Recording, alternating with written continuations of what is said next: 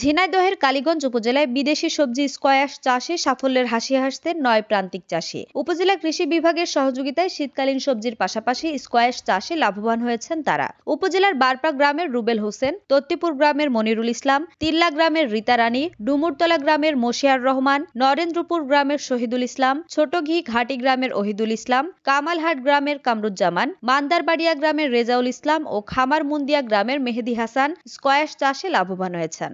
লাভবান চাষ আমি এ পর্যন্ত আপনার 500 ফল বেচেছি, আপনার হচ্ছে 40-50 টাকা করে, কমসে কম 500 ফল বেচে দিয়েছি। আরও আমার গ্রামবাসী খেয়েছে অনেক। তাতিয়ার রহমান, গ্রাম ডুমুরতলা। তো ফলগুলো খুব সুস্বাদু, আমরা আপনার খেয়েছি এমনি কিছু নিয়ে। আর লাভজনক ব্যবসা আর কি। খুব ভালো ফল এবং খুব লাভজনক। 3 মাসের ফসল, খুব তাড়াতাড়ি এবং খাটেও খুব স্বাদ।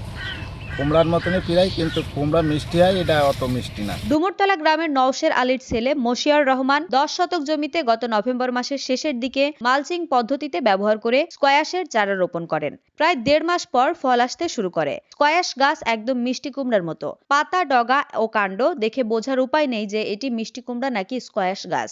মশিয়ার রহমান জানান, প্রতিটি স্কোয়াশ বাজারে 35 থেকে 50 টাকা পর্যন্ত বিক্রি হওয়ায় ভালো লাভবান হয়েছে। মাত্র 3000 টাকা খরচ করেছিলেন, এখন পর্যন্ত তিনি 20,000 টাকার স্কোয়াশ বিক্রি করেছেন।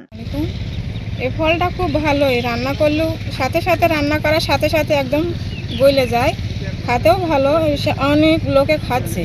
উপজেলা কৃষি সম্প্রসারণ কর্মকর্তা আখতারুজ্জামান বলেন, আমাদের পরামর্শে 9 কৃষক প্রায় 100% জমিতে স্কোয়াশ চাষ করে সফলতা পেয়েছেন। বিনামূল্যে বীজ, সার ও জৈব বালাইনাশক দেওয়া হয়েছে তাদের।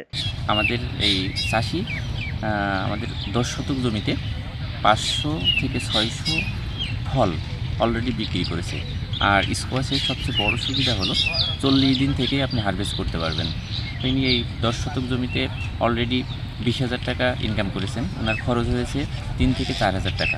আমি সুন্দরপুর দুর্গাপুর ইউনিয়নের ডুমুরতলা গ্রামের যে মশিয়ার রহমান ভাই কৃষক, ইনাকে সর্বপ্রথম উৎসাহিত করে তারপরে ইনাকে উপজেলা কৃষি অফিস থেকে ট্রেনিং দেওয়া হয়।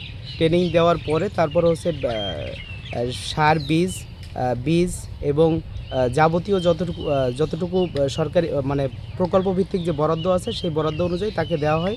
স্কোয়াশ মূলত উত্তর আমেরিকা ও মধ্যপ্রাচ্যের বিভিন্ন দেশে চাষ হয়ে থাকে। দেখতে অনেকটা শসা আকৃতির এই সবজি, লম্বা হলেও রং মিষ্টি কুমড়ার মতো। শীতকালীন উচ্চ ফলনশীল ও স্বল্পমেয়াদী জাতের এই সবজি ভাজি, মাছ ও মাংসের সঙ্গে রান্নার উপযোগী। বিশেষ করে চাইনিজ রেস্টুরেন্টে সবজি এবং সালাদ হিসেবে এর ব্যাপক চাহিদা রয়েছে। ঝিনাইদহের কালীগঞ্জ থেকে হুমায়ুন কবিরের তথ্য ও চিত্রের ডেস্ক রিপোর্ট।